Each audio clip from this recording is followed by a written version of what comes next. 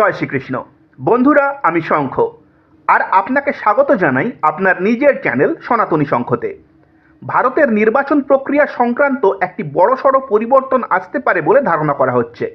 প্রায় সব সংবাদ মাধ্যমগুলোতেই এই বিষয়টি প্রকাশিত হয়েছে। আজ আমরা এই বিষয়ে সবিস্তারে আলোচনা করব। তাহলে চলুন জেনে নেওয়া যাক। 18 থেকে 22 সেপ্টেম্বর সংসদের আসন্ন বিশেষ অধিবেশন চলাকালীন কেন্দ্র এক দেশ এক নির্বাচন চালু করার জন্য আইন প্রবর্তন করতে পারে এমন একটি ক্রমবর্ধমান গুঞ্জনের মধ্যে বিজেপি নেতৃত্বাধীন সরকার একটি কমিটি গঠন করেছে। ভূতপূর্ব রাষ্ট্রপতি রামনাথ কোবিন্দ এটির সভাপতিত্ব করবেন এবং বিল নিয়ে কাজ করবেন। সরকারি সূত্রগুলি জানিয়েছে যে এই বিষয়ে শীঘ্রই একটি আইন আনার কার্যকারিতা অন্বেষণ করার জন্য প্যানেলটি গঠন করা হয়েছে। তবে আইনটির ব্যাপারে ঐক্যমত স্থাপনের জন্য এবং মসৃণভাবে পাশ করানোর জন্য ও অন্যান্য রাজনৈতিক দলগুলির কাছে পৌঁছানোর জন্য সরকার আলোচনা ও বিতর্কের পথ খোলা রেখেছে। ভূতপূর্ব রাষ্ট্রপতি রামনাথ কোবিন্দ এর জন্য গঠিত কমিটির সভাপতিত্ব করবেন। যদিও একযোগে নির্বাচন অনুষ্ঠানের ধারণা ও অনুশীলন ভারতের ক্ষেত্রে নূতন নয়। বন্ধুরা, আপনারা যারা এই চ্যানেলটি সাবস্ক্রাইব করেননি তাদের সবিনয়ে অনুরোধ করব চ্যানেলটি সাবস্ক্রাইব করার জন্য। আপনাদের সাপোর্ট আমাকে আরও ভালো কাজ করে যাওয়ার জন্য উৎসাহ যোগাবে। যেমনটা আগেই বলেছি যে এই একসাথে নির্বাচনের ব্যাপারটি কিন্তু মোটেও অভিনব ধারণা নয়। অর্থাৎ এর আগেও ভারতে একসাথে লোকসভা এবং রাজ্যের বিধানসভাগুলির নির্বাচন হয়েছে।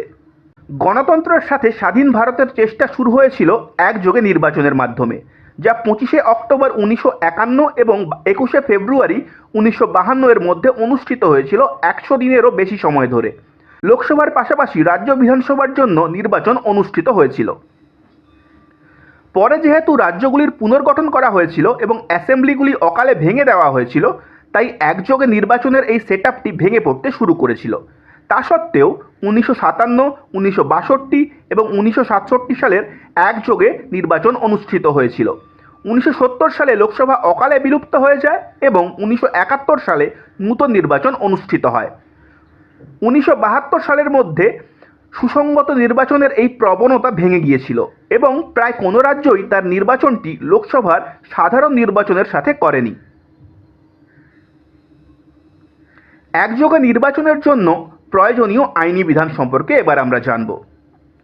এবার আমরা জেনে নেব যে একযোগে নির্বাচনের জন্য কি কি আইনি সংশোধন করতে হতে পারে। আইনটি বাস্তবায়নের জন্য একটি সাংবিধানিক সংশোধনের প্রয়োজন হবে। এই প্রক্রিয়ায় ন্যূনতম 50% রাজ্যের সমর্থন বাধ্যতামূলক। সংবিধানের অনুচ্ছেদ 83(2) জনসভার বা লোকসভার জন্য 5 বছরের সাধারণ মেয়াদের বিধান করে। অনুচ্ছেদ 172(1) রাজ্য বিধানসভার জন্য তার প্রথম অধিবেশনের তারিখ থেকে একই 5 বছরের মেয়াদের বিধান করে। জরুরি অবস্থা ছাড়া সংসদের মেয়াদ 5 বছরের বেশি বাড়ানো যাবে না। এই পরিমাপ বাস্তবায়নের জন্য একাধিক অ্যামেন্ডমেন্ট, গণপ্রতিনিধিত্ব আইনে সংশোধনী এবং এই জাতীয় অন্যান্য আইনের প্রয়োজন হবে। এর জন্য প্রচুর রাজনৈতিক সমর্থন এবং বোঝাপড়ারও প্রয়োজন হবে। বিশেষ সংসদ অধিবেশনে এই দিকে একটি পদক্ষেপ হতে পারে বলে অনেকে মনে করছেন। নির্বাচন কমিশনের পরামর্শ। আইনি কর্মীদের স্থায়ী কমিটি, যা ডিসেম্বর 2015-তে লোকসভা এবং রাজ্য বিধানসভার একযোগে নির্বাচনের সম্ভাব্যতা নিয়ে একটি প্রতিবেদন নিয়ে এসেছিল।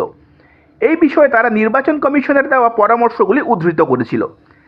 নির্বাচন কমিশন পরামর্শ দিয়েছেন যে লোকসভার মেয়াদ পূর্ব নির্ধারিত তারিখে শুরু এবং শেষ হতে পারে এবং শেষ হওয়ার দিনটি যে প্রথম অধিবেশনের তারিখ থেকে 5 বছর পূর্ণ করার পরের তারিখটিই হতে হবে তা বাধ্যতামূলক নয়।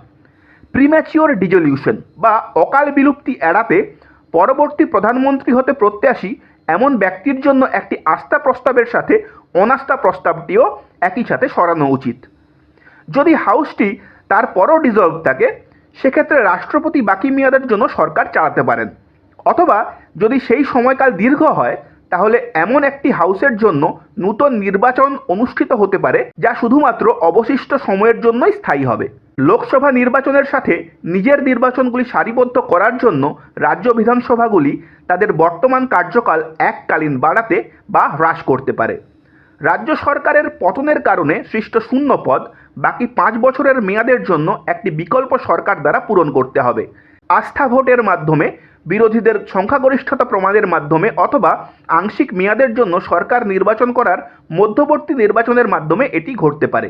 ইসি আরও বলেছে, একটি নির্দিষ্ট বছরে যেসব উপনির্বাচন হওয়ার কথা রয়েছে তার জন্য 1.5 মাস করে দুটি সময়াবধি নির্ধারণ করা যেতে পারে। রসদ। এই বিষয়ে ভালো মন্দের বিতর্ক ছাড়াও লোকসভা এবং রাজ্য বিধানসভাগুলির জন্য একযোগে নির্বাচন পরিচালনার ক্ষেত্রে একাধিক যৌক্তিক চ্যালেঞ্জ রয়েছে, যদিও সেগুলি একাধিক ধাপে পরিচালিত হতে পারে।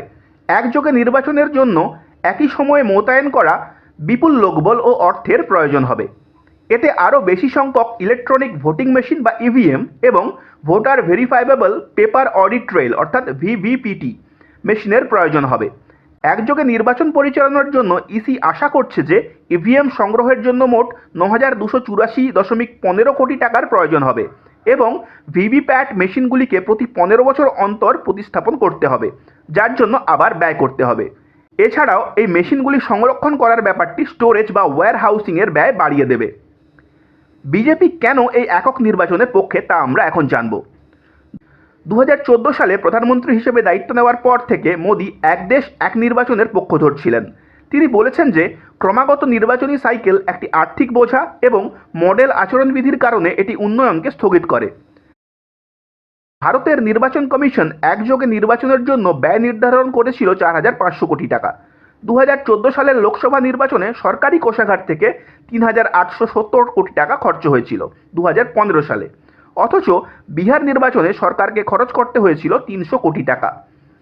বিজেপি বলছে যে একযোগে নির্বাচনের ব্যাপারটি শাসক দলগুলিকে ক্রমাগত নির্বাচন মোডে থাকার পরিবর্তে উন্নত শাসনে ফোকাস করতে সহায়তা করবে। রাজনৈতিক সমাবেশগুলির ন্যূনতম রাখা হবে বলে এটি স্বাভাবিক জনজীবনের ব্যাঘাতও হ্রাস করবে। নির্বাচনের সময় ঘন ঘন আদর্শ আচরণবিধি আরোপ করা, যা একযোগে কয়েক মাস ধরে সমস্ত উন্নয়নের কাজ স্থগিত করে, তাও একটি অতীতের বিষয় হয়ে থাকবে। রাজ্য নির্বাচনে দলের পারফরমেন্স প্রায়ই লোকসভা নির্বাচনে তার প্রদর্শনের চেয়ে নিম্নমানের হওয়ায় বিজেপি নেতারা মনে করছেন যে একযোগে লোকসভা ও রাজ্য বিধানসভা নির্বাচনের ফলে জাতীয় ইস্যুগুলি ব্যাপক হবে এবং মোদি ফ্যাক্টর একটি বড় ভূমিকা পালন করবে, যা বিজেপিকেই লাভবান করবে। রাজনৈতিক বিশেষজ্ঞরা বিশ্বাস করেন যে লোকসভা নির্বাচনের সাথে বিধানসভা নির্বাচন অনুষ্ঠিত হলে যে আঞ্চলিক দলগুলি বা বিরোধী দলগুলি যারা বিজেপির বিরুদ্ধে লড়াইতে ইতিবাচক এবং সফল প্রমাণিত হয়েছে তাদের ক্ষতি হতে পারে, কারণ জাতীয় সমস্যাগুলি বিধানসভা নির্বাচনে গভীর প্রভাব ফেলতে বাধ্য। এই বিষয়ে একটি ব্যতিক্রম হল উড়িষ্যার ভোটাররা। 2019 বিধানসভা নির্বাচনে বিজেপির প্রতি তাদের সমর্থন লোকসভা নির্বাচনের তুলনায় 6% কম ছিল, যদিও উভয় নির্বাচনই একই সাথে অনুষ্ঠিত হয়েছিল। এবার আমরা জানব কেন বিরোধীদের আপত্তি। 1951-1972 থেকে শেখা শিক্ষাগুলি দেখায় যে একযোগে নির্বাচন বাস্তবায়ন করার প্রায় অসম্ভব, কারণ এর অর্থ হবে নির্বিচারে বর্তমান আইনসভার মেয়াদ বাড়ানো বা কমানো, যাতে তাদের নির্বাচনের তারিখগুলি দেশের বাকি অংশের জন্য নির্ধারিত তারিখের সাথে সঙ্গতিপূর্ণ হয়। বিরোধী দলগুলো বলছে এই ধরনের পদক্ষেপ গণতন্ত্র ও ফেডারেলিজমের ক্ষতি করবে। কিছু রাজনৈতিক দল যুক্তি দিয়েছে যে একযোগে নির্বাচন ভোটারদের আচরণকে এমনভাবে প্রভাবিত করতে পারে যে ভোটাররা রাজ্য নির্বাচনের জন্য জাতীয় ইস্যুতে ভোট দিতে পারে এবং এর ফলে বৃহত্তর জাতীয় দলগুলি রাজ্য ও লোকসভা উভয় নির্বাচনে জয়লাভ করতে পারে, যার ফলে আঞ্চলিক দলগুলি প্রান্তিক হয়ে যেতে পারে। এটি প্রায়ই দেখা যায় যে আঞ্চলিক দলগুলি রাজ্য বিধানসভা নির্বাচনে ভালো ফল করে, কারণ আঞ্চলিক ও স্থানীয় সমস্যাগুলিতে তারা ফোকাস করে, যখন জাতীয় দলগুলি বৃহত্তর জাতীয় ও বৈশ্বিক সমস্যাগুলি অ্যাড্রেস করে লোকসভা নির্বাচনে ভালো ফল করে। রাজ্য ও জাতীয় নির্বাচনগুলি প্রায়ই বিভিন্ন ইস্যুতে লড়াই করা হয় এবং একযোগে নির্বাচন হলে ভোটাররা অন্যথায় এমনভাবে একটি দলকে বিশেষ অধিকার দিতে পারে যা তারা অন্যথায় নাও করতে পারে। কিছু নেতা আরও বলেছেন যে একজন রাজনীতিকের ক্ষমতার একটি স্বয়ংক্রিয় পরীক্ষা রয়েছে, কারণ প্রতি 5 বছরে একাধিকবার ভোটারদের মুখোমুখি হওয়ার ফলে এটি তাদের জবাবদিহিতা বাড়ায় এবং it keeps them on their toes. ভারত যদি কোনোভাবে একযোগে নির্বাচনের ব্যাপারটি বাস্তবায়ন করে তাহলে এটি হবে বিশ্বের চতুর্থ দেশ। দক্ষিণ আফ্রিকা, বেলজিয়াম ও সুইডেনেও একযোগে নির্বাচন হয়। সুইডেনের রিক্সড্যাগ শীর্ষ আইন প্রণয়ন সংস্থা, আঞ্চলিক বা কাউন্টি কাউন্সিল অ্যাসেম্বলি এবং পৌরসভার সাধারণ নির্বাচন প্রতি 4 বছর পর পর একদিনে অনুষ্ঠিত হয়। সুইডেনের একটি আনুপাতিক নির্বাচনী ব্যবস্থা রয়েছে, যার অর্থ হলো রাজনৈতিক দলগুলিকে তাদের প্রাপ্ত ভোটের শেয়ারের ভিত্তিতে বিধানসভায় আসন বরাদ্দ করা হয়। বেলজিয়ামে প্রতি 5 বছর অন্তর সংসদ নির্বাচন হয়। দক্ষিণ আফ্রিকা প্রতি 5 বছর পর পর প্রাদেশিক ও জাতীয় নির্বাচন একযোগে অনুষ্ঠিত করে। জাতীয় ও প্রাদেশিক আইনসভার জন্য ভোটারদের আলাদা আলাদা ভোটিং পেপার দেওয়া হয়।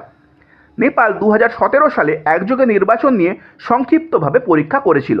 2015 সালে দেশটিতে একটি নতুন সংবিধান গৃহীত হওয়ার পর এটিই ছিল নেপালের প্রথম নির্বাচন।